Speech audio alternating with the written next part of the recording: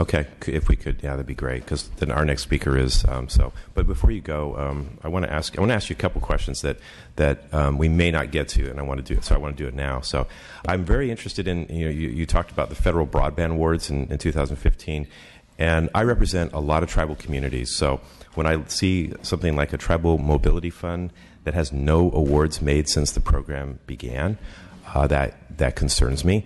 When I see that there haven't been any awards to California tribes since 2011, that concerns me. And no awards for Community Connect at all in 2015. So can you talk a little bit about why that's happening and what opportunities we might be able to be looking at in the future? Sure. So I mentioned earlier this issue about the standards being so low that very few areas are eligible. Explain that for me if you don't mind. So for Community Connect, I believe it's 3 megabits per second down and up combined as the standard. Okay. So it's so low that it's hard to find areas that qualify for that. But there's other criteria, but that's just looking at the speed criterion itself. Yeah, you haven't visited my district much recently, then, have you? As I said, there's other criteria okay. I'm not fully aware of. Is it partially that there's maybe not an awareness of the programs, that they're difficult to apply for, that they're highly competitive? I mean, can you give me? I mean, I'm kind of baffled by that. I mean, we have a lot of tribes in California in particular, so I'm really surprised by that, and just the fact that. There have USDA Community Connect, and I know we're going to have someone speaking a little bit more who may be able to answer some of that. But I'm puzzled if there are resources out there that we're not able to tap into. What are the barriers? So again, I would point to the eligibility standards and trying to reform that to make it so that there are more areas that are eligible. I think for the Tribal Mobility Fund, the fundamental problem that I see personally is the FCC will put out a list of eligible areas based on fairly low criteria and then ask providers to apply for those areas. But the fact that they're not there now is because there's not a very strong business case. So how do you provide enough of an incentive for a provider to put up a cell site and offer service? So these are for opportunities for providers to apply, and not necessarily for tribes to apply for the opportunity to have it there. In the case of Tribal Mobility Fund, yes. Community Connect is a bottom-up program, so communities apply for that money. But in the tribal communities, it's different. Mm-hmm. Okay. Thank you. I appreciate it. I'm sure we'll have other questions, but I wanted to take an opportunity while we had a couple minutes to try to go through that. And I think our other questions will be a little more general. So okay. Thank you very much. So how are we doing? While we're waiting for that transition there, I'm going to have Assemblymember Chow has joined us, and thank you for joining us here today. Would you have anything you'd like to say? I didn't prepare an opening statement. I just wanted to thank you, Mr. Chairman, for convening this very important hearing. I also want to thank all the panelists for joining us here today and look forward to your testimonies. Thank you. Great. Thank you. Thank you very much. So looks like we're getting close here. Commissioner Sandoval, please, your patience. Okay, come on up. Yeah, thanks. So, as we talk about technology,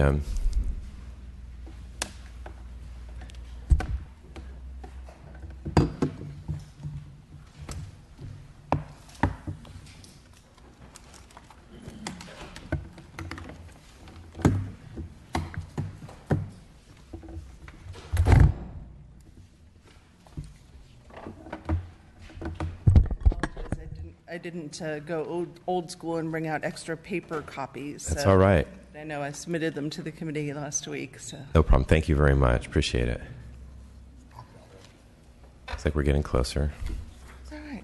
Should I go ahead and get started? Yeah, please go ahead. And then as soon as the slides are up, we'll be able to hopefully get you a mouse or somebody to advance the slides for you. So Good. Okay, thank you. Thanks so much for being here. Really appreciate it. Oh, well, thank you for the invitation. It truly is an honor to be here.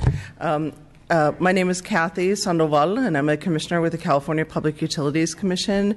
I've had the honor of serving on the commission since 2011, and I've been involved in broadband and internet policy for so long. I've been involved since the days when you had to tell people what the internet was. So really wanted to thank this committee for your leadership and for your interest in rural broadband, which has also been one of my passions. So we begin with sort of the end in mind, looking at the map of California on a global basis. Even though California is a state with nearly 39 million people, we've got the first, second, and third largest cities, Los Angeles, San Diego, San Jose, and then San Francisco. And of course, I'm from Los Angeles and grew up in Montebello, so with in Assemblymember Chow's district, East LA, and then Montebello. But 95% of California's land mass is rural, which creates just both challenges and opportunities for our state. So also just beginning with that map, I think that it's important to not only have the big map perspective of the state, but also what does that map mean on a focus basis? So you heard from Rob Osborne about the efforts of the California Public Utilities Commission to really map where broadband is. And I really wanted to take a moment to just commend the CPUC staff for their dedication in this project, for their imagination, and for just their commitment, which I fully support, my colleagues support, to continuing the mapping efforts even when the federal funds have gone away. What this has brought is a level of granularity and a level of accuracy. So to follow up on Assemblymember Stone's comments earlier and your questions about, why is the CalSpeed app different? What does it offer? As was mentioned by Mr. Osborne, also measuring jitteriness, measuring the fluctuation, measuring how often you're going to be able to get that signal is really critical. And if I may, just a quick story about examples of this. When we held hearings in the Verizon Frontier proposed acquisition. We held a hearing in Santa Clara University, so several of your constituents came, Assemblymember Stone. And what they were concerned about is that they couldn't get broadband. They live in the Los Gatos Hills. Several of them live in Santa Cruz side. And because they're in the Santa Cruz County side, they're actually able to get Cruzio, unlike their neighbors who live in the Santa Clara County side. But every single one of them also reported that they have terrible to no wireless there. So once in a while they have wireless if they go up the street and stand and pirouette the right way, but it's just not reliable. So they were all saying they had to have a landline. That was very critical to them. Also that they have problems with the phones going out when it rains, and that broadband is really absolutely critical. So we heard these stories, whether it was from Los Gatos to, for example, when we went up to Orleans, California, Hoopa, California, the Yurok Reservation, Wichipec, California, Garberville. One of the stories that we heard from the Hoopa Valley tribe was that they were having problems running their SCADA system, the supervisory control and data acquisition system that runs their water system, because they had inadequate broadband. And so one of the things that you could actually see from our broadband maps, because they are granular, is that there was basically little to no cell service there, although since then they've gotten a tiny bit of cell service, but as was mentioned, it's not very robust. And that for the broadband, as is indicated by our maps, that they had speeds of only 1.5 megabits per second down. So as part of this proceeding, we actually looked at what are the facilities that are available to communities? How would this transaction affect the communities? And, what is the state of the facilities, and how might those facilities need to be changed, and how would the transaction impact service to the community? And so we went into central offices. We looked at lines. We did what I call visiting the internet, where we looked at the physical infrastructure that determines on an incredibly local level what people get and what people can't get in their area. And when we went to the central office in Hoopa, we invited several of the tribal leaders to come with us. It's a cinder block building that's always closed. It has appropriate fencing on it, so for lots of great reasons, it's really protected. It's right next door to the tribal headquarters, and they had never been inside. So we invited them to come with us. And what we saw when you opened the doors is a bunch of really good-looking phone lines. The phone lines were actually in good shape there. And we saw internet lines that were T1s. They provide service of 1.5 megabits per second down and 768 kilobits up. Okay? Arguably, this might have been state of the art in 2000, all right, but the art has really changed. And even with the FCC's old definition of broadband, as of 2013, that wasn't broadband, let alone with the definition of broadband that they adopted in 2014, which is 25 down and 3 up. So when we were there, and there was one T3 line for the high school because it's a regional high school, and that's also completely full, and the backhaul to that one T3 is full. And so I said to the Hoopa Valley tribal leader, this is why you have problems. You're saying there's not enough broadband to support your SCADA system to run your water system. You don't have broadband, right? That's the fundamental issue. They do not have broadband. If all you have is a T1 at 1.5 down and 760 up, they don't have broadband. And sadly, we found that this was the instance not just in places like the Hoopa Valley Tribe, but when we went into the central office in Garberville, on the 101 in Garberville, this, not a Native American reservation, a good-sized town, an important town for that region, the gateway to the Avenue of the Giants. You open up the central office, good-looking phone lines, and internet only at 1.5 down and 768 up. This fundamentally shapes the economy. This fundamentally shapes public safety. It shapes what people can do and what they can't do. So part of what we've heard from people is great frustration as they deal with whether it is the Yurok tribe or the tribe in Orleans, the Saboba tribe, which is down by Hemet. They're saying, they get nasty letters from the BIA because the Bureau of Indian Affairs is frustrated with them that they can't execute on the telemedicine grant, and especially on the vision of being able to deliver telemedicine to the home. Well, you can't execute on a telemedicine grant when you don't have broadband. And they try to order broadband, they put in orders, and the orders are not fulfilled. So, this is really the situation out there. And just the last thing I'll say, and just painting the picture, is that one of the most disturbing things I think that we saw out there is several places, for example, the Morongo Indian Reservation. It's right off of Highway 60 on the way to Palm Springs, but there's a good gap between Morongo and Palm Springs, as well as the Saboba Reservation. In the area where the residents live, which on the Morongo is right behind the Cabazon outlets, those residents only have dial-up available to them. At this point, the carrier hasn't even built T1s. And why would you pay for a T1 when you'd have to pay a deposit of they aren't even offering it even if you're willing to pay the deposit, and the cost would be at least $100 a month to have service at 1.5 down and 768 up. So it really limits what people can do in terms of economic development. It is causing in some of these areas where broadband is not available that, for example, the California Department of Education has identified certain schools, such as the ones in Garberville, where kids have to be bused to take the Common Core test because there just isn't broadband available. And there's no way that at this point no third party will come in and be able to do it. And the reality is that they can't do it because the backbone and middle mile infrastructure is just not there to be able to provide these services. So if I could transition to some of the good news, and as I see hope, right, that there's some PowerPoints up there. So some of the good news, are you all able to advance any of the PowerPoints for me? Yeah? Okay. Thank you. All right.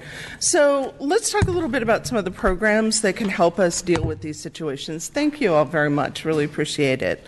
So you've heard a little bit about some of our programs, so I won't go into tremendous detail on all of them, but just give you a quick overview before I talk about how I think in particular the new FCC program, the CAF, can be a real complement to some of the state programs that we've done and some of the opportunities that that we need, I believe, to engage in to really help to close some of those gaps that we have mentioned.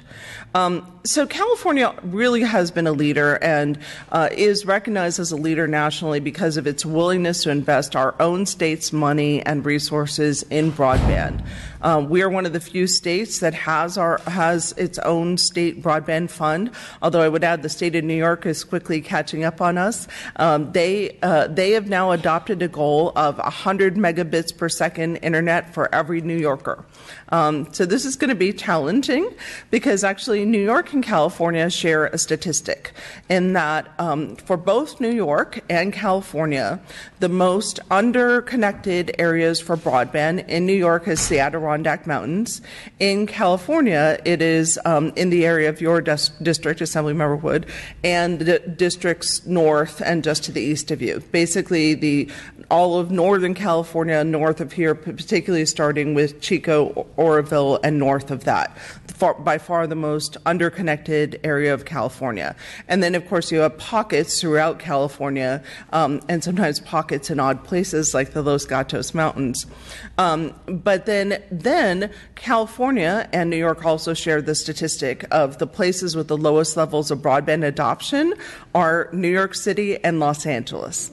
And for the same reason, that those are all about training, access, language, as well as price. So the California Advanced Services Fund is intended to help to provide some money to help to build up the infrastructure. So we have an infrastructure grant account, revolving loans, as well as one of the things I really wanted to thank the legislature for their support is renewing the broadband consortia. So the broadband consortia are regionally based organizations focused of regional leadership that have really brought tremendous energy and focus to broadband. And these are people who also understand that, just because you have broadband in Reading doesn't tell you anything about what it's like farther down 299 or in Willow Creek, let alone in Wichita. So the local focus has been very important. And then we also have a new program which was authorized a couple of years ago, the Public Housing Account. So far we've spent $1.7 million out of the authorized money, $25 million. So we're very excited about the ability to be able to use that fund to help public housing develop the wiring and infrastructure that they need to be able to support broadband. So we also have the California Teleconnect Fund, which has now been around for several years. And this really is our state's complement to the federal schools and libraries program. A couple of additional things that we do is that our state also supports community-based organizations, which are very important in terms of serving our communities and acting as a go-between. And then we also provide certain additional resources. I would add on this that one of the things that we had to do earlier this year, we adopted some new rules related to the California Teleconnect Fund, is that we had to make certain exception in those areas such as Garberville, where there is no internet available. We had to allow them to use different types of services because there's nothing available. But this has been critical for schools, libraries, hospitals, and health clinics. As was mentioned, we're very proud of our California Lifeline program. California has a Lifeline program which actually predates the federal Lifeline program. About a year and now 10 months ago, we expanded Lifeline to include wireless, and we also allow people to use the discount to not only obtain voice services and voice minutes, but also they can apply it to services that include text and also data. So the program has been wildly popular. We now have about 2.2 million California Lifeline participants. 100% of them are verified for income and eligibility. The FCC is looking at California as a model for how do you run a program with integrity. Also, our program requires a minimum of 1,000 minutes of voice. So while we're focused today on broadband, just want to remind us quickly about just the importance of plain old voice service. Today, you still can't text to 911, although the FCC has ordered the carriers to work on that. You cannot email 911, although millions of people every year try to do both. And so calling 911 is absolutely critical, which makes voice service critical. But also for so many 800 numbers, for example, being able to talk to a live person is so important because many people, especially low-income residents, rural residents, people with disabilities, their problems don't fit often the check the box of the internet. So voice continues to be a very important service, and Lifeline has been really important for being able to distribute access to service and connectivity as well as devices. Did you have a question? No, I'm just going to say I'm going to have about 5 minutes, and I know you've got a lot of information here. We'll make sure all this is up on for access, but I apologize. Sorry. Okay. Thank you. So if I could just conclude then by showing you, I talked to you a little bit about some of the problems that we've seen out there as we visit areas of the state, and so I want to talk to you about a big opportunity. So this is a map of the areas that are eligible for funding under the FCC's Connect America Fund. So these are the territories that are served by AT&T. We really wanted to thank AT&T, Verizon, and Frontier for accepting all of the money that is eligible to them for California. It's going to be over $550 million over 6 years. So, in fact, the CPUC, Cal OES, and the California Technology Agency will be having a workshop this Friday in Sacramento to talk about how we can do the CAF build-out in a manner that also promotes public safety and helps us to manage better the water energy nexus, as well as to serve other activities such as education and the economy. So you can see AT&T covers a large service territory. So Assemblymember Stone, the Los Gatos area is eligible. Many of the areas in your district, Assemblymember Wood, are within the AT&T service territory. Here's the Frontier service territory. They were the first ones to accept all the money that they were eligible for. And here's the Verizon service territory. So when you put all three of these together, it really equals about almost it would equal for the high-cost areas about 2/3 or so of the states. And we also have, in addition to that, 13 rural telephone companies who we have found have largely done a very good job in terms of deploying broadband. So we're very excited about this and would really encourage your engagement. They will have 6 years to build out under CAF. There still are some gaps, if I could just say briefly. There are certain areas, for example, where the Yurok Reservation is. It is not eligible for CAF because they are ultra high cost. So the FCC has said it is going to establish a remote area fund, but they haven't done so yet. So one thing that would be very helpful, and it's something that I'm working on with my National Association of Regulatory Utility Commissioner colleagues, is to get the FCC moving on the remote area fund so that we can also create synergies between areas that would be eligible under a RAF and their neighboring CAF areas, as you see in the Yurok Reservation and Orleans and the nearby Kaduk tribal area. So with that, I thank you so much for this opportunity. I'm happy to come back later for questions or take questions. Yeah, I think we'll have everyone come back. So thank you very, very much. Really appreciate Great, it. thank you. Sonny, come on up.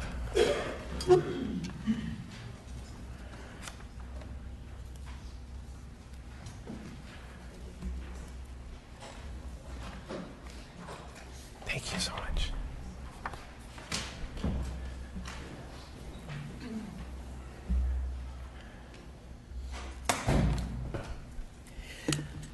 Chairman Wood, Member Chow, Assemblymember Stone, thank you very much for the opportunity to address this select committee on digital divide in rural California.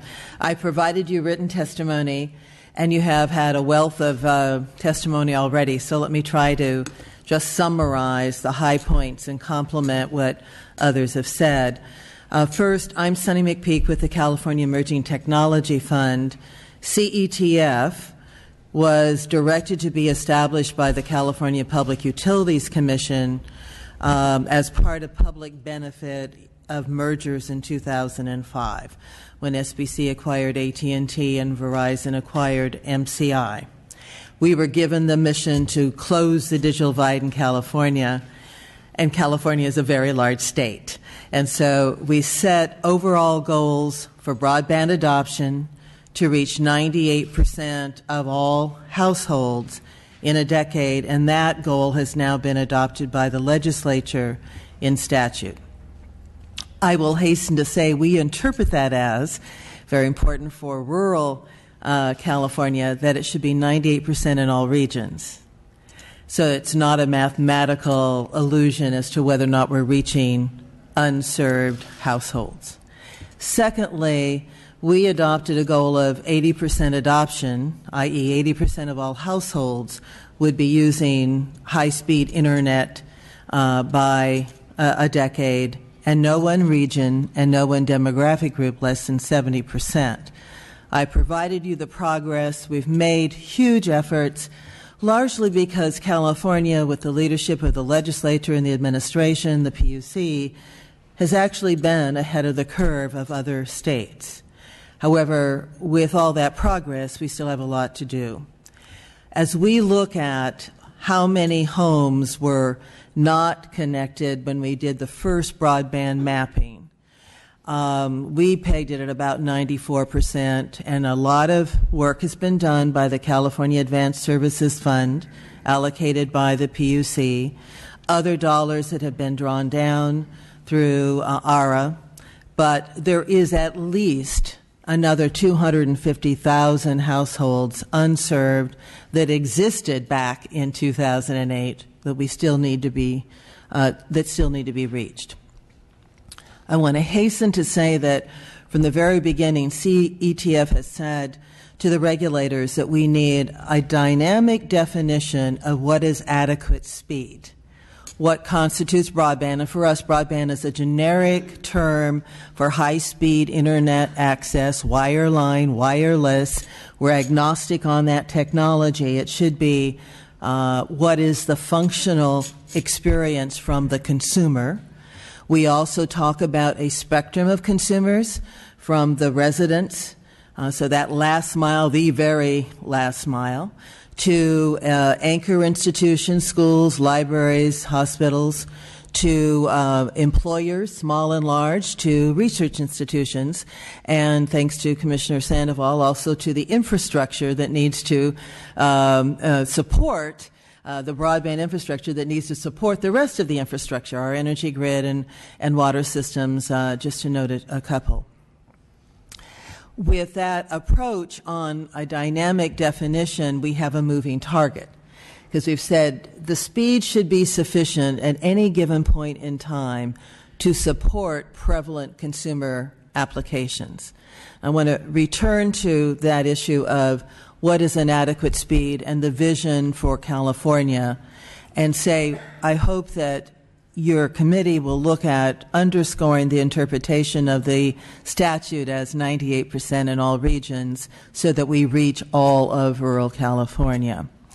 We are fortunate, as you've just heard from Commissioner Sandoval, that our companies who have had the allocation from the FCC on the Connect America Fund Phase 2 have actually claimed what they could.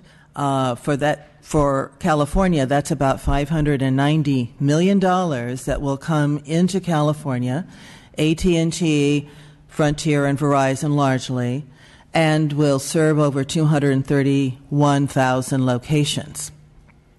That will be upgrades and some unserved. I will say Frontier has also stepped up in their application to acquire Verizon to reach another 107,000 unserved households. All of this is very good news, but we will still need more state resources and new policy. So the California Advanced Services Fund, which was a reform of a high-cost telephone fund, actually has had a total of $315 million now generated into it or authorized to be collected into it by the legislature. The applications that have now been submitted for infrastructure deployment exceed by $6 million the available funds in the infrastructure account. The PUC may not allocate all of those dollars, to be sure, but it's an indication of additional need. You, Chairman Wood, took as a responsibility to get reauthorized funding for the regional consortia, which we think is very, very important. Many are represented here today. Steve Blum, Kathy Emerson, I saw in the audience, just to name a two.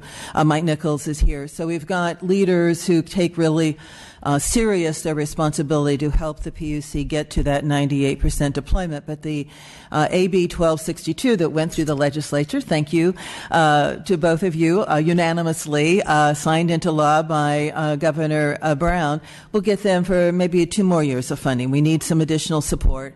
And the publicly subsidized housing account, while only about $1.5 million has actually been allocated out of the 25 million, applications pending before CASF are about 12.5 million. And if they really get to the best leverage possible, it'll be about 50,000 of the 300,000 units that need to be connected in California.